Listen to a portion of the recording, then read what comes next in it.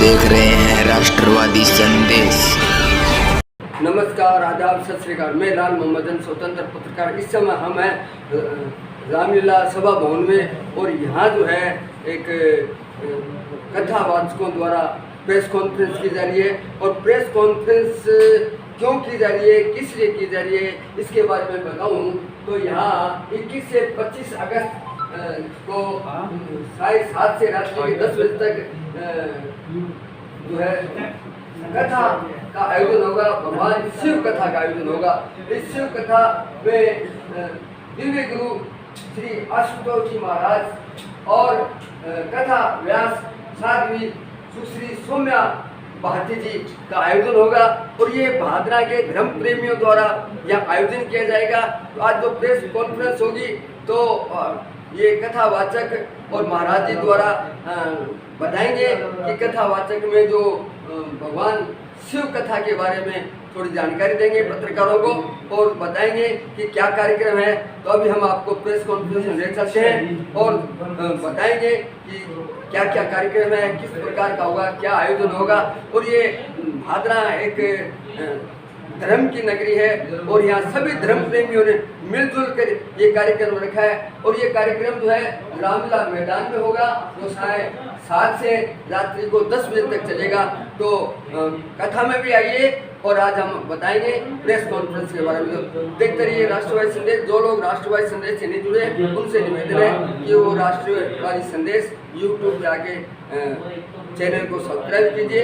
अगर अच्छा लगे तो लाइक कीजिए और ज़्यादा से ज़्यादा शेयर भी कीजिए। मैं ले चलता हूँ आपको प्रेस कॉन्फ्रेंस में। ज्योति जागृति संस्थान के द्वारा हम आपके शहर में भगवान शिव कथा का संदेश लेकर आए हुए हैं। और यह शिव कथा 21 अगस्त से लेकर के 25 अगस्त शाम 7 बजे से लेकर रात्रि 10 बजे तक रामलीला ग्राउंड में किया जाएगा। इस कथा का वाचन करने कथा व्यास साध्वी सुश्री सौम्या भारती जी विशेष तौर पे पंजाब से पधार रही हैं, जो कि दिव्य ज्योति जागृति संस्थान के संस्थापक एवं संचालक सर्वश्री आशुतोष महाराज जी की साध्वी शिष्या गुरु बहन कथा व्यास साध्वी सौम्या भारती जी पूरी भजन कीर्तन मंडली के साथ भादरा शहर में 20 अगस्त को आ जाएंगी और 21 अगस्त से इस कथा का वाचन किया जाएगा। कथा का उद्देश्य समाज कल्याण, हमारी संस्कृति, हमारा संस्कार से ओतप्रोत इस कथा में बताया जाएगा, जिससे हमारे युवा वर्ग, नारी शक्ति, सीधे शब्दों में कहूँ तो आज हमारी बहन हमारे घर में सुरक्षित नहीं है। कहीं न कहीं हमारा संस्कार गिर चुका है। हमारा व्यवहार, हमारा विचार, तो इन्हीं संस्कार और विचारों को महान बनाने के लिए, इंसान के जीवन को, उनके कर्म को महान बनाने के लिए इस कथा का आयोजन किया गया है। मैं समस्त शहर निवासी एवं आसपास के ग्रामीण क्षेत्र निवासी से निवेदन करूंगा कि आप इस कथा में आएँ और आप सभी के लिए रात्रि भोजन का प्रसाद तौर पे व्यवस्था किया गया है सभी शहर निवासी के सहयोग से। और आज मैं इस प्रेस वार्ता के माध्यम से समस्त नगर निवासियों का धन्यवाद करूंगा और आपका सहयोग चाहूँगा।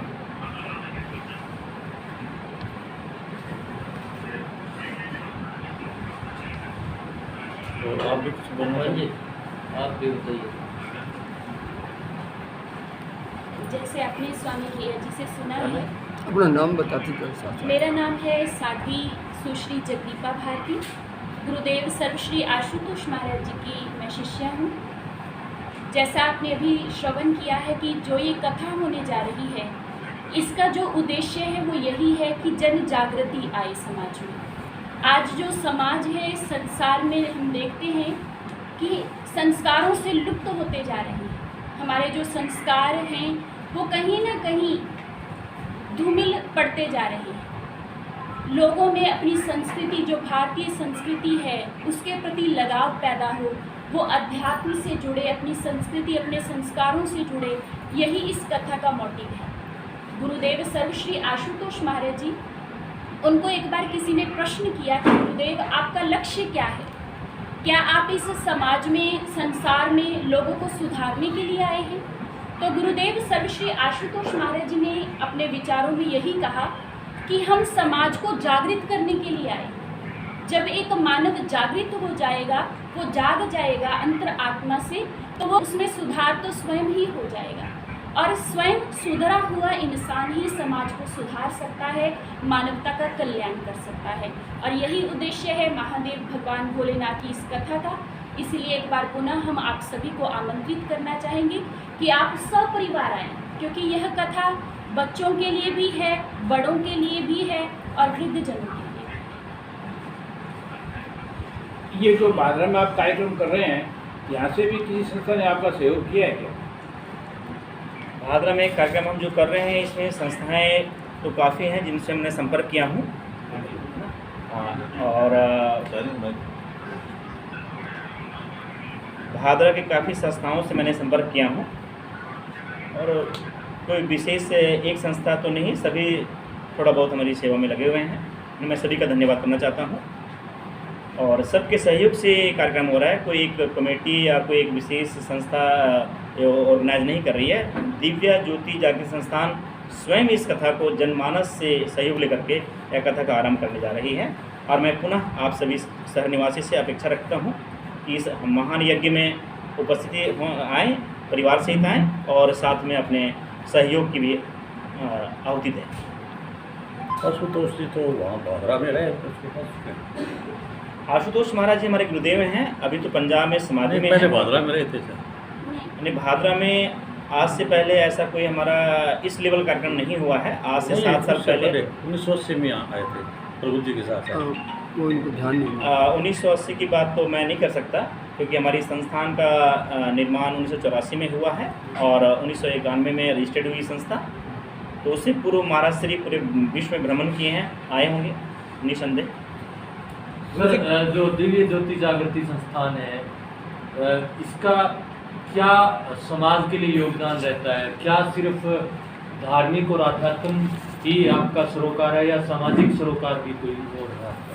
जी भैया, हमारी जो संस्था है दिव्य ज्योति जागृति संस्थान, ये सिर्फ आध्यात्मिक ही नहीं, सामाजिक रूप में भी कार्यरत रहती है। जैसे आप जानते हैं कि दिव्य ज्योति जागृति संस्थान के बहुत सारे प्रकल्प हैं, जिनमें से एक है मंथन जो ऐसा प्रकल्प है, जैसे जो वो बच्चे जो शिक्षा से अनभिज्ञ हैं, जो शिक्षा मतलब स्कूल तक नहीं पहुंच सकते, वो बच्चे जो झुग्गी झोंपड़ियों में रहते हैं, स्लम एरियाज में रहते हैं, हम लोग वहाँ उन बच्चों तक पहुँचते हैं। और मंथन एक प्रोजेक्ट है जिसमें उन गरीब बच्चों को पढ़ाया जाता है, उनको वहाँ पर जाकर शिक्षा के लिए जागृत किया जाता है। ऐसी ही संस्था पर्यावरण के लिए भी कार्यरत है। कामधेनु हमारी गौशाला है, जिसमें भारतीय देसी जो नस्ल की गौ माताएं हैं उनको रखा जाता है, उनका संरक्षण और संवर्धन किया जाता है।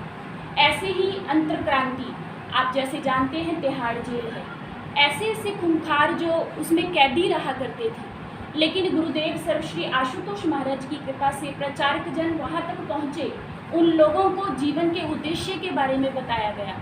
जैसे ही उन लोगों को जीवन के उद्देश्य के बारे में ज्ञात हुआ कि हमारा जीवन अपराध करने मात्र के लिए नहीं है, हमारी ज़िंदगी जो पापों की गर्त में गिरती जा रही है, हमारे जीवन का उद्देश्य ये नहीं है। इस ह्यूमन बॉडी का जो गोल है, जो लक्ष्य है, वो है महान कार्य करना, इस जीवन को प्राप्त कर कोई महान उपलब्धि हासिल करना, उसी ईश्वर का दर्शन करना। तो उनके जीवन में ऐसी क्रांति आई, वो सुधर कर सुधारक बन चुके हैं।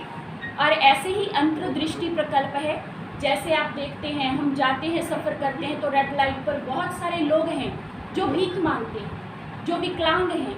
ऐसे लोगों के लिए भी गुरुदेव महाराज जी ने एक फैक्ट्रियों का ऐसे निर्माण किया गया है, जिसमें उनको कार्य दिया जाता है। और गुरुदेव सर्वश्री आशुतोष महाराज जी की कृपा से वो विकलांग लोग, वो दृष्टिविहीन लोग आज अंतर्दृष्टि को प्राप्त कर, दिव्य चक्षु जिनका खुला है, ब्रह्म ज्ञान को उन्होंने हासिल किया, आज वो ऐसे ऐसे कार्य कर रहे हैं जो आंख वाले भी नहीं इतनी निपुणता से कर सकते।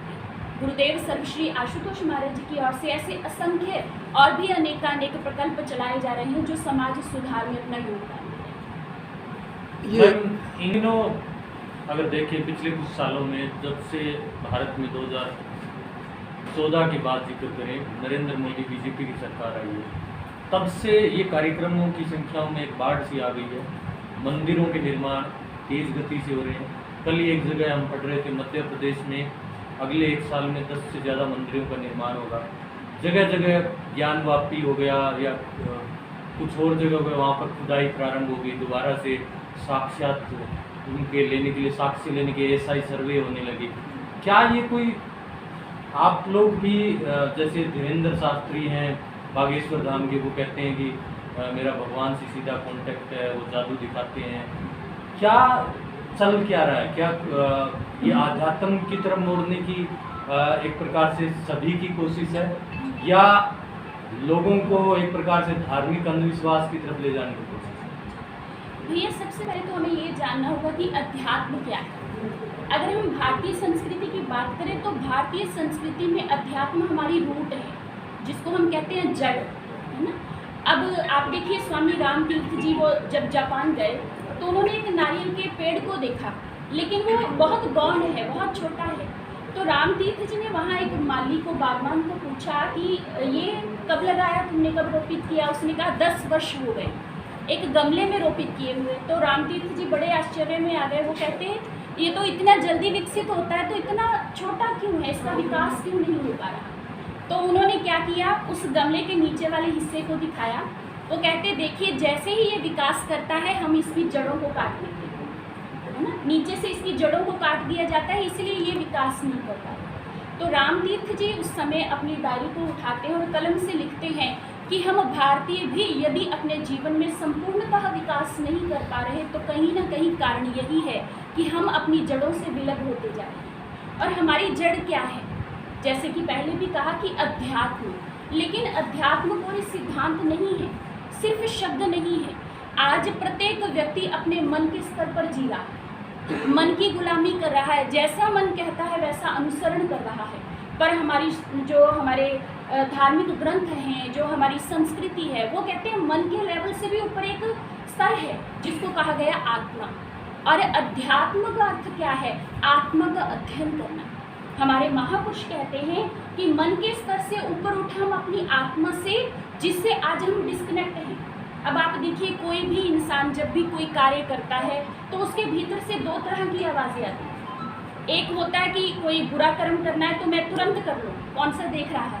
लेकिन अंतर से एक आवाज़ आती है कि नहीं, इसको नहीं करना। पर हावी कौन सी आवाज़ होती है? मन की आवाज़ हो जाती है। वो कहते कौन देख रहा है, करो तुम।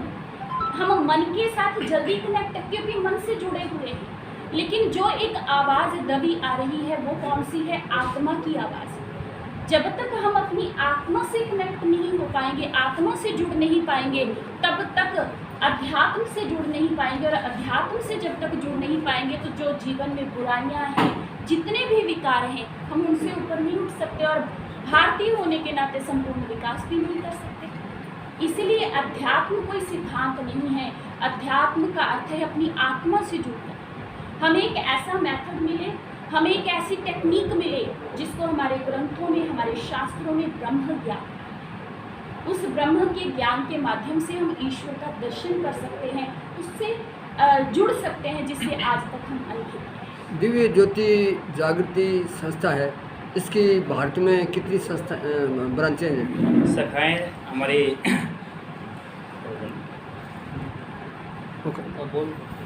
दिव्य ज्योति जागृति संस्थान की मुख्य कार्यालय तो दिल्ली पीतमपुरा में है और संस्थान का निर्माण 1984 में पंजाब जालंधर जिला नूरमहल से हुआ है। आज पूरे विश्व के अंदर 350 प्लस ब्रांचेज हमारी हैं, शाखाएँ हैं। विश्व में अंतर्राष्ट्रीय स्तरीय, विश्व स्तरीय संस्था। तो उसमें आपके नज़दीक सिरसा में एक हमारी शाखा है, ई ब्लॉक अनाज मंडी सिरसा, और वहाँ से हम इस क्षेत्र को देखते हैं, भादरा को और फतेहाबाद, ऐलनाबाद, सिरसा ब्रांच से देखा जाता है। तो ये कथावाचक साधु साध्वी संख्या लगभग कितनी होनी चाहिए? हमारी संस्थान में आज तक जो संख्या रही है भगवदारी संत की, वो 10,000 प्लस है। इसके अलावा कुछ ऐसे साधक हैं जो इस वस्त्र में नहीं हैं, और वो हमारी सी गौशाला है साधु बहन जी ने, जगदीपा भारती ने आपको बताया कि हमारी कामधेनु गौशाला है। आप नेट पे भी इसे देख सकते हैं। और करीबन 10 एकड़ में गौशाला बनी हुई है और करीबन 3500 प्लस गायें हमारे पास है और देसी नस्ल की गायें हैं, साहिवाल, गिर, कांकरेज, थारपारकर, राठी। सीवन सेंटर भी हमने बनाया हुआ है नूर महल में। तो इस गौशाला में जो कार्यरत हैं सेवादार वो इस वस्त्र में नहीं हैं, लेकिन वह भी जीवन अर्पण किए हुए हैं। जो हम 10,000 प्रचारक हैं भगवधारी, जो हम समाज में एक सनातन धर्म के प्रचार को लेकर के निकले हैं, और जो सोशल एक्टिविटीज़ हमारी, जैसे साधु बहन जी ने बताया कि हमारे अंतर्क्रांति, अंतर्दृष्टि, ऐसे 13 प्रोजेक्ट हैं सोशल एक्टिविटीज़ के जो हम समाज में कर रहे हैं। कोई भी साधक तनखे पे नहीं है, पेड वर्कर नहीं है और ना ही कोई गृहस्थी है, सभी सन्यासी हैं। 24/7 हम इस समाज के लिए, विश्व कल्याण के लिए हम कार्यरत हैं। आय का क्या स्रोत है इसमें? पैसा इतनी संस्थाएं चल आय रही का स्रोत जनमानस से। फॉर एग्जांपल, अगर मैं भादरा के कार्यक्रम को लूँ तो इस कार्यक्रम का खर्चा करीबन 4 से 5 लाख का है और मैं वहाँ से सिर्फ खाली हाथ आया हूँ। लेकिन समाज में जो दानी सज्जन हैं, प्रतिष्ठित हैं, और ये भादरा नगरी तो वैसे ही एक धार्मिक नगरी है जो मुझे सुनने में मिला है और देखने को मिल रहा है। बहुत से सज्जन पुरुष हैं यहाँ पर। कुछ दिन पहले यहाँ करोड़ों रुपये खर्च करके इन्होंने हवन किया, एक अच्छा वातावरण बनाया। तो उसके तहत है कि हमें उम्मीद है और लोगों से अपेक्षा है और लोग कर भी रहे हैं। मैं उनका धन्यवाद भी करना चाहता हूँ जिन्होंने किया है, और हमें आगे आशा भी है कि इस कार्य को सफल बनाएंगे। और जनमानस से ही डोनेशन मिलता है और हमारी संस्था की तरफ से जो हमारी जो रसीद है वो हमारी ATG के तहत पक्की रसीद है। उसे हम कोई हमें फंड देता है तो वो अपना अगर टैक्स पे कर रहा है गवर्नमेंट को तो रिफंड उसमें ले सकता है। पक्की रसीद है। ठीक है सर, क्या संदेश देना चाहेंगे भादरावासियों को? कथा के आयोजन पे भादरा की जनता को क्या संदेश देना चाहते हैं? 5 दिवसीय प्रोग्राम है, उसके बारे में आप क्या कहना चाहेंगे भादरा की जनता को? 5 दिवसीय कार्यक्रम जो भगवान शिव कथा का हम लेकर के आए हैं, है ना। तो भादरा निवासी से मैं यही संदेश देना चाहता हूँ कि सावन का महीना है और भगवान भोलेनाथ की कथा है। तो ऐसे वैसे तो प्रत्येक दिवस शुभ होता है ना, संतों के लिए हर दिवस शुभ है, लेकिन जो समाज के अंदर सावन महीना की महत्व है शिव जी के, आराध्य देव के, तो इसमें मैं भादरा निवासी कहूँगा कि आपके नगर में भोलेनाथ जी स्वयं चल कर आए हैं। मैं पहले भी मैंने कहा कि आपने हमें बुलाया नहीं, हमारी कोई प्लानिंग नहीं थी और प्रभु की इच्छा थी। तो इस प्रभु की इच्छा की कृपा को प्राप्त किया जाए और हमारी शुभकामना आपके साथ है। और ये पूरे भादरा निवासी को मैं यही संदेश देना चाहता हूँ कि आप सभी आएँ और अपने जीवन को सफल बनाएं, सुखमय बनाएं, प्रभु की कृपा को प्राप्त करें। भादरा कस्बे से कोई बोलना चाहता है? धन्यवाद। बहुत बहुत धन्यवाद। हमें आशा है कि ये कथा जो है भादरा के नागरिक इसका लाभ लेंगे और जैसा कि भादरा धर्म प्रेमी है और सभी कथाएं चलती है वो भी चलती रहेगी। तो देखते रहिए राष्ट्रवादी संदेश, लाइक कीजिए, सब्सक्राइब कीजिए। जो लोग राष्ट्रवादी संदेश से नहीं जुड़े हैं उनसे निवेदन है कि वो राष्ट्रवादी संदेश को सब्सक्राइब कीजिए और ज़्यादा से ज़्यादा शेयर कीजिए। अच्छा, एक बार